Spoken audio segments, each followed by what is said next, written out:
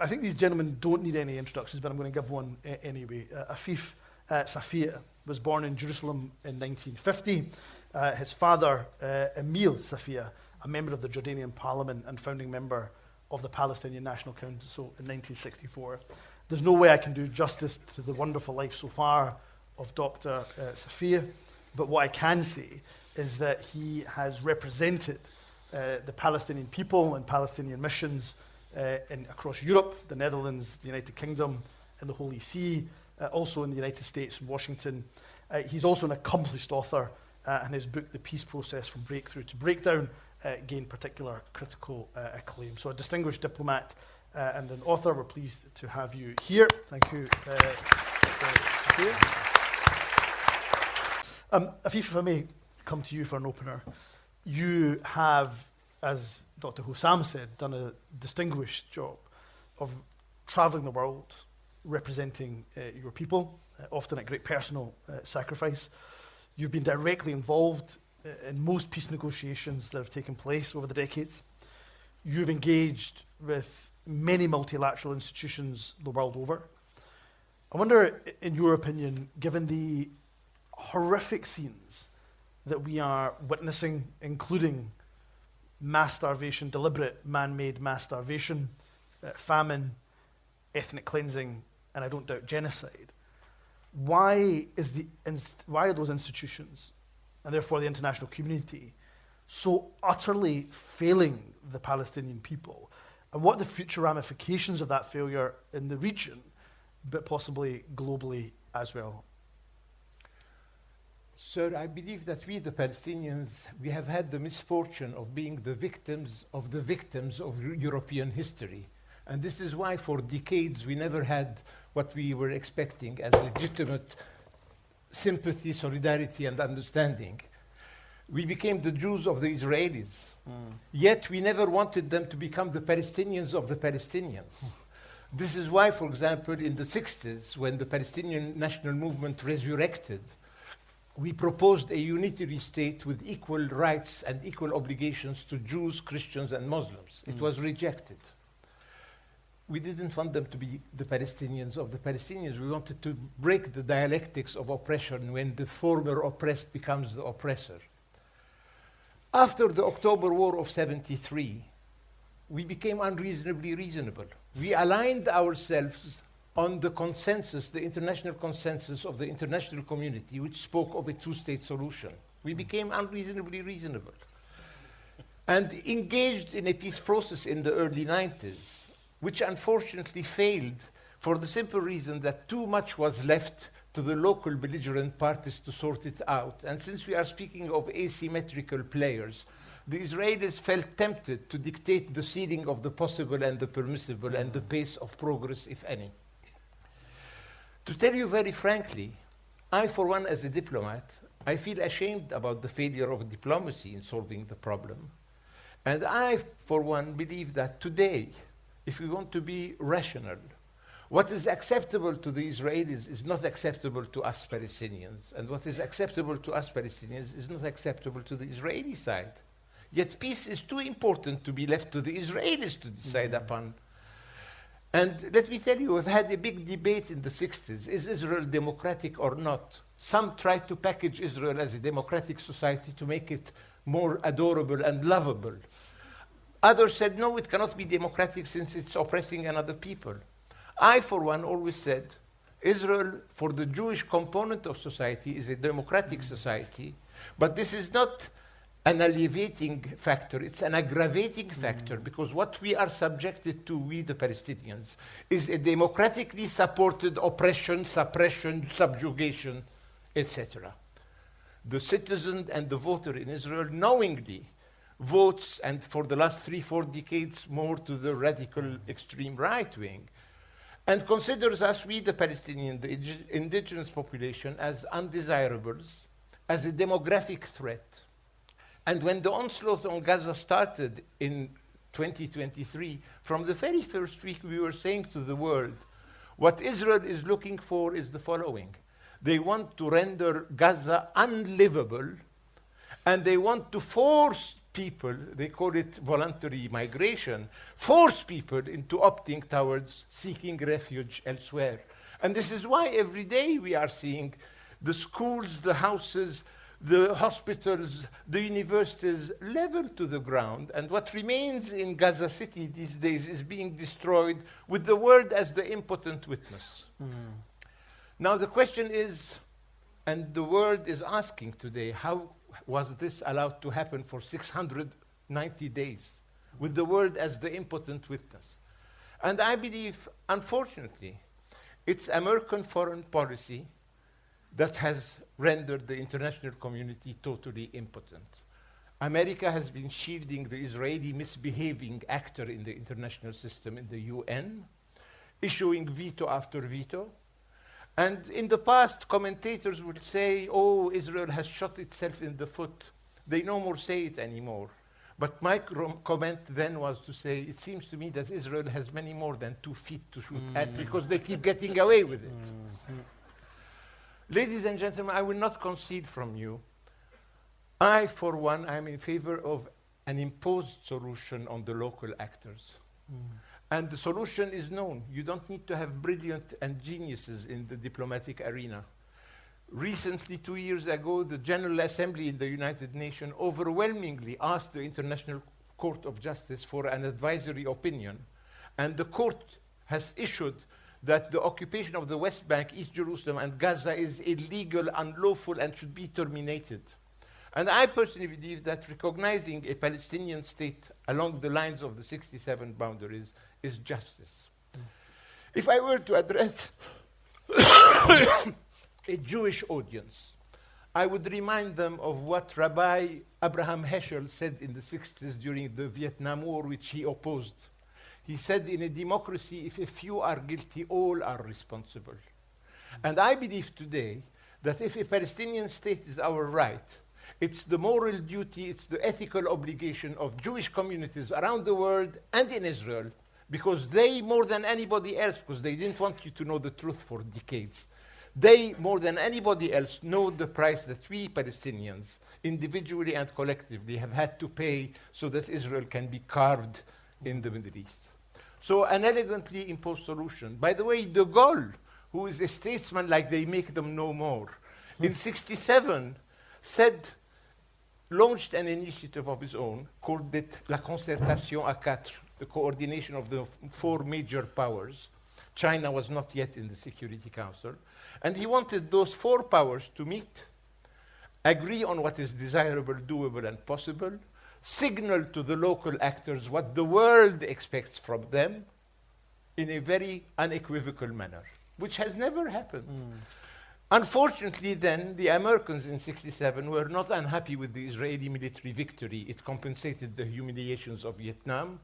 The Soviets, short-sighted like they frequently could be, preferred the bipolar constellation and didn't see why they should give equal status to lesser countries like England and France. The English were not enthusiastic for the de Gaulle initiative simply because it was French to begin with. And my friends, since then we have had a durable process instead of a lasting peace. Yeah. I personally believe, sir, today a 2-state solution is the least unattractive of a set of very unattractive alternatives. I believe we have been unreasonably reasonable. We aligned ourselves on the international consensus. When we had a peace process, unfortunately, during the theoretical years of peacemaking, the occupation has expanded instead of withdrawing through the elastic growth of the illegal settlements. I think in international relations, the international will should prevail on a national whim or a personal whim. And I say a personal whim because Israeli commentators today would tell us that Netanyahu has been pursuing this useless war on the military level. It's an unnecessary war on the military level in order to perpetuate his political rule, because he's either in power as prime minister or he's in jail because he's convicted for several things in court. Corruption. So unfortunately, how is this allowed to happen? Sir, I have always said Palestine, Israel has been a test between political courage and moral cowardice. And I always hope, ladies and gentlemen, that our rendezvous with history, with political courage, is not in the too distant future. Thank you. Now, let me end with one thought. Ladies and gentlemen, I never belonged to the optimistic school of thought that promises victory and salvation to the oppressed. Unfortunately, history is a cemetery for oppressed people who remained oppressed until they vanished into historical oblivion. So my appeal to you, and I'm proud to be in Scotland because the Scottish people beyond Balfour of 1917 have been among the first to listen and hear our cry for freedom out of captivity and bondage. My thought for you is the following. Today, we either have one people too many, we the Palestinians, or we have a state which is missing. The response of the international community in the UN, there is a state missing needing to be created. But I have news for you. History is still undecided. And our challenge, collectively and individually, is the following. You have to help history make the right choice. Thank you. Thank you.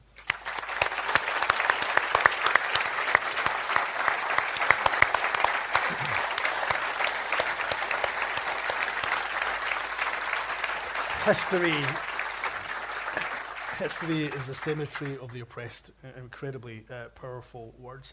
Ladies and gentlemen, it's over to you. Please, you know the rules. You've been here, I think, on many occasions at Beyond Borders. Do stick your hands up. We've got a microphone that's going to come round. We're going to take a few questions at a time. Brief questions, some brief responses, please, as well, from my distinguished panellists. And that way we'll get in as many as possible. No big, long, winding rants and contributions. Otherwise, the audience will stop you before I get a chance to do so. There was a gentleman here with his hand up, if we can go to him with the glasses. In the middle row. Keep your hand up, please, till the microphone comes to you. There you go. And then there's a wonderful lady here at the front who will be next. Please. Hello. And to give your name. Yes, Peter. A question about negotiations since the 1990s, which obviously is 30-odd years ago now. I personally visited Israel in the mid-90s when there was an agreement, however small that agreement. And you said negotiations ran into the ground in the 90s. I wanted to ask, why specifically did the Palestinians reject the offer in 2000 and then in 2008 from the Olmert government? I know there's a big issue about Jerusalem. In particular, it's a very, very difficult issue, but I'd like to be illuminated on that. Okay, we've got the question. We've got to take a few. There's a lady here, I think, at the front. If you keep your hand. I know your name, but for the benefit of everybody else, please, to give us your name. My name is Anne. Thank you both for powerful comments. You referred to the advisory decision. So what can we in civil society encourage others who are able to produce a mandatory decision? What two things can each of us in this room do within the next month and within the next 3 months? So quick actions on a short-term timescale to seek to achieve something. Okay, wonderful. We pass the microphone for the first question. I think was it Toby? From memory? No, was your name? First with the answer. Sorry? You go. Yeah, you can get on the microphone, young man here, and then we're going to come back. I think. Hello, my name is Owen. Owen, forgive me. Owen. I've got a question. We all know from many mistakes that the partition of Palestine suggested by the Earl of Peel, William Peel, does not work. So if you were all diplomats, how would have you dealt with the call for a Jewish state in 1947? Oh, wow, what a question from People's High. I'm going to come back to that question. We'll take them in the order that they came. Afif, could you deal with Peter's question about illuminating him and why the Palestinians, in his words, rejected the offers of the Olmert government? First of all, sir, you must remember that Rabin was assassinated in 1995. And Israeli commentators would tell you that it was Netanyahu already who was inciting and inflaming Israeli public opinion. There were posters in Israel showing Rabin with a keffiyeh as though he was a Palestinian commando, or with a Nazi hat, etc. So at one moment, during a peace rally, he was shot dead. With the departure of Rabin from the political scene, Peres, who always succeeded in failing in elections, failed in the elections that followed, and Netanyahu has been the recurrent prime minister, and I call him a pyromaniac on a powder keg since the 90s. Concerning the Camp David talks during the last months of Clinton, by the way, Clinton was very pro-Israeli, and when he finished the Camp David talks, he described the attitude of Barak as though it was creative, imaginative, etc., etc. I have never seen so many epithets to describe a political stand. And to tell you frankly, the impression was that he gave us back everything that we were asking for, which was totally untrue. For example, the figure of 95% of the occupied territories that he would have withdrawn from was totally untrue. It was less than 85%. And yet he wanted to maintain a foothold in the Jordan Valley. East Jerusalem was totally unsatisfactory. And so the offer that Barak was making was not as appetizing as it was packaged by Clinton. And even Rabin said less than a state. They never were offered a state. Yes. And the foreign minister of Israel then, Ben Ami, is on record to have said in multiple times, including in his book, that had he been a Palestinian, he would have rejected the Barak offer. In 2008, unfortunately, Olmert made an offer, but never in writing. But at the time when he made his offer, and I reminded him in a BBC interview 3-4 months ago, when he made that offer, his popularity rating was 3%. His coalition in government had already fragmented. So Mahmoud Abbas, the Palestinian president, thought that it was unnecessary, especially that there was no maps that were presented. It was all verbal. With an interlocutor with only 3% popularity rating and with no more a governing coalition, we didn't have a partner at that moment, unfortunately. Afif, I am happy that, I'm finishing with that last sentence, I'm happy that Olmert today is active promoting the two-state solution and is very courageous in opposing the Netanyahu policies of today. Yeah, thank you very much. Please. Thank you. My name's Jahan. William and Humza, you both said there that this conflict is not taught in our schools, and that's absolutely correct. Why is that, and shouldn't it be? And just for some context, I'm a teacher. Last year I taught at least 140 P7 pupils in Edinburgh, the Israel-Palestine conflict.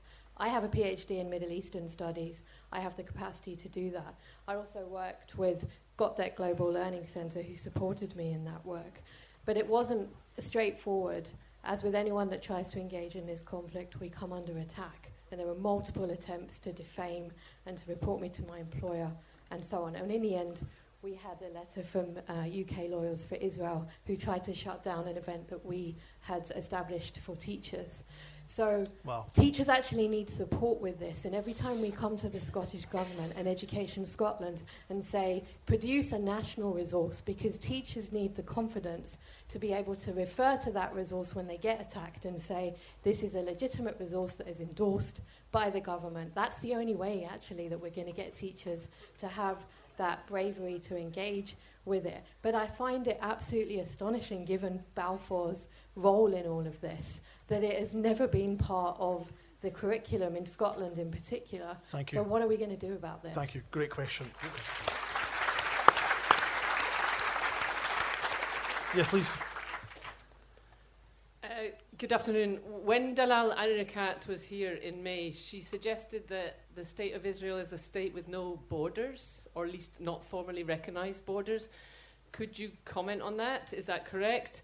And in the same kind of spirit, if that is correct, Is Elan Pappy, who spoke at the Edinburgh Book Festival last week, perhaps correct that the only possible solution is actually a one-state solution? Thank you. Okay, a one-state solution. I mean, we could not get a one-state solution question. We had to get one, of course. Shall we come round down to the front? There's an individual there. We're quite short on time. One behind there. If you just keep your hand up, please. Yeah. And give us your name. I'd be interested to know what the panel thinks about the gas in the Eastern Mediterranean.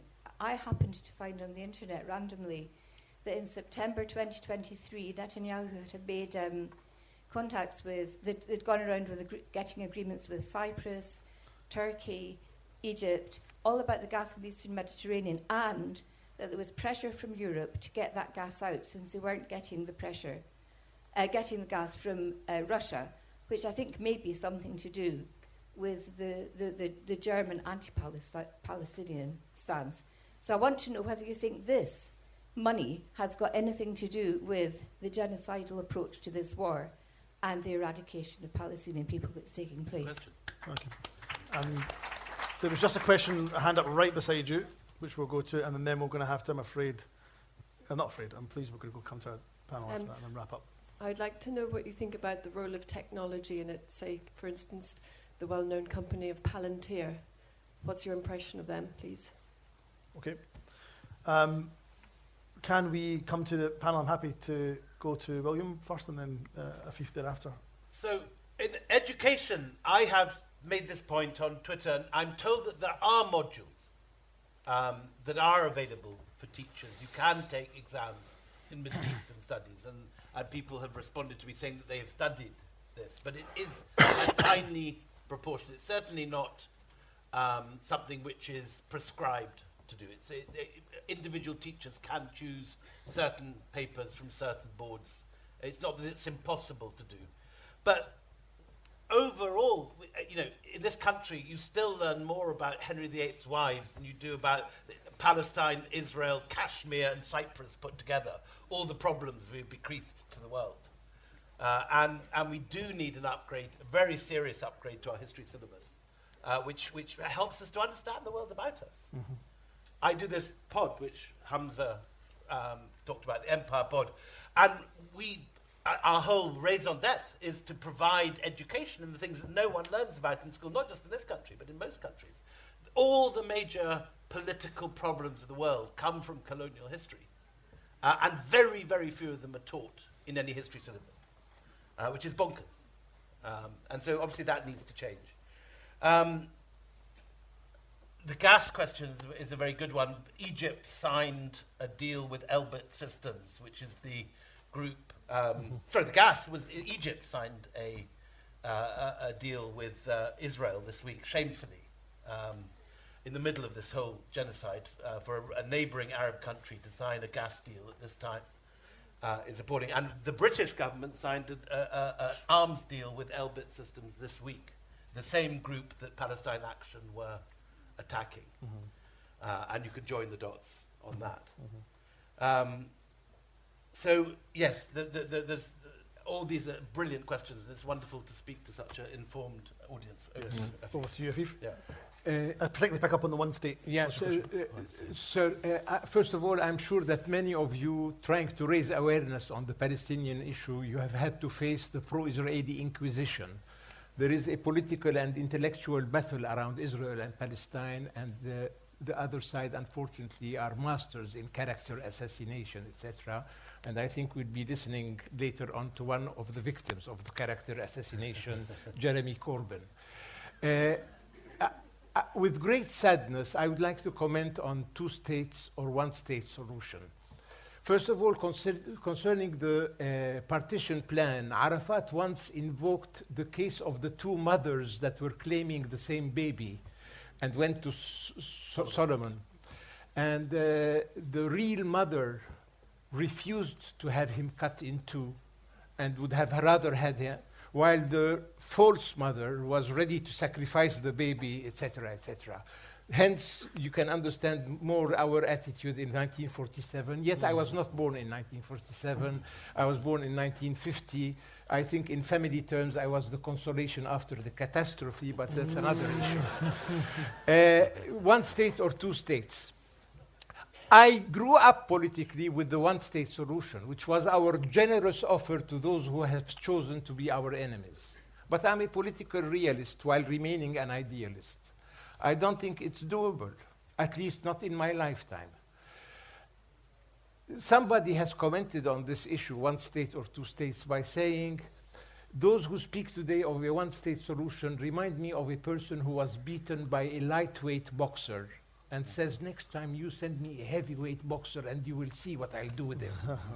Having not succeeded in establishing a Palestinian state on 22%, is it realistic to move towards asking for 100%? While the balance of power is not changing, and I think we are all hostages of a certain balance of power. I always say Israel enjoys three overwhelming superiorities in the region. One, it has the monopoly of the nuclear option, with whatever this might imply. Number two, on the conventional level, it has weaponry superior to any combination of Arab forces. Its aviation in '73 was equal to the French and the British, and I suspect on operational levels they are much better because of more frequent combat experience. And number three, they have an unwritten alliance with the Americans, and believe you me, an unwritten alliance with the Americans is even better than a written alliance, because it absolves the patron of being held responsible for the misbehavior of the client state, and it absolves the client state of having responsible behavior so as not to embarrass the patron. And in the American-Israeli relationship, which deserves a session by itself, it's the tail that wags the dog and not the dog that wags the tail. So my friends,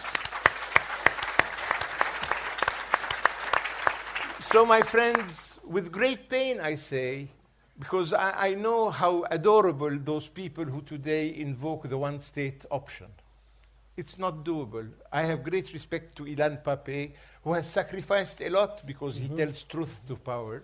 Yet on that issue, I believe that I cannot join him because I am a pragmatic, I consider my school of thought as principled pragmatism, and I believe many of you are principled pragmatists. But allow me to finish by paying tribute to the Britain-Palestine project. It's made by people who are very important in your society. Many of them have had positions of importance in the Middle East. I'm proud to say that our friend Sir Vincent Fien, former ambassador to Malta and to Libya, but consul general in Jerusalem, is among us. Brian Brevati, the director general, is among us, and my daughter, who happens to be one of their supporters and fans, is here.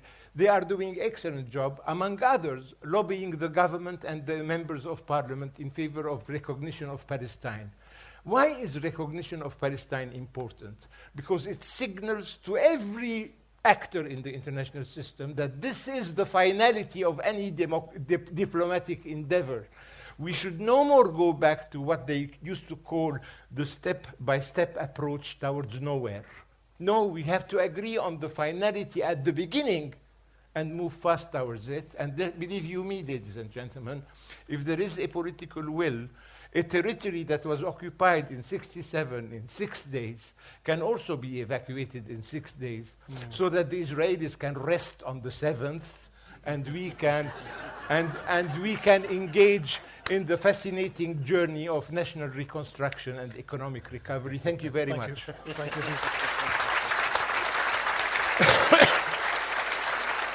Thank you, Afif, for that. We have sadly come to the end of our time. We could have had the whole festival actually on this issue, but I want to thank Beyond Borders, wonderful hosts that they are, Mark Miller, of course, Lady Jaquir, importantly, and the family, and the wonderful organisers, because the Palestine and the issue of Palestine is featured heavily throughout this weekend's programme. Let me say, just as a challenge from William, that none of us are powerless. I will take away the issue about Scottish Government teaching. It was asked by Tehan at the back. And in terms of the role of technology, let me say that I am a firm believer that every single person, community, and we've seen with this with the island of Egg, And every single nation has a responsibility to boycott and to disinvest from those who are involved in the architecture of genocide. And I believe there's a wonderful stall from the Palestine Solidarity Campaign, the local Borders branch, who are advocating this important issue. And this issue of helplessness, I think I get a dozen emails a day to my inbox asking me what can we do because we feel so helpless. And I would echo William's words that every single person, whatever platform we have, whatever position or status we have, we must use that platform in order to keep speaking, keep advocating and doing whatever's in our gift. Because I can tell you from people who have family in Palestine, my wife's family who are in Gaza itself, that they cannot afford for us to be silent. Humza, just say for a second about your family in Palestine, because people may not know the whole story. So, wife Nadia's father is from Gaza, from Deir Balah. Her family, many of her family were there. We managed to get them out post-October the 7th, or many months post-October the 7th. And the oldest member of our family that we managed to evacuate was a 95-year-old grandmother who was 15, 16 at the time of the Nakba, who was, of course, made a refugee in 1948, went to Gaza and has been made a refugee for the second time in her life, like so many other people in Gaza. So we saw a family there, Nadia's cousin Sally, her 4 children, who are frankly becoming emaciated as we speak. But, and a dreadful situation, even where we were able to send money recently, a couple of £100, bought less than 10 items. So you can imagine the real starvation, famine that they're going through. But that point about helplessness, many, many people thought that dismantling the South African apartheid regime was impossible. It was not, and as Nelson Mandela himself said, it always seems impossible until it is done. So it may seem that ending the occupation is impossible, but I guarantee you it will be done. Thank you very much. William, you were magnificent.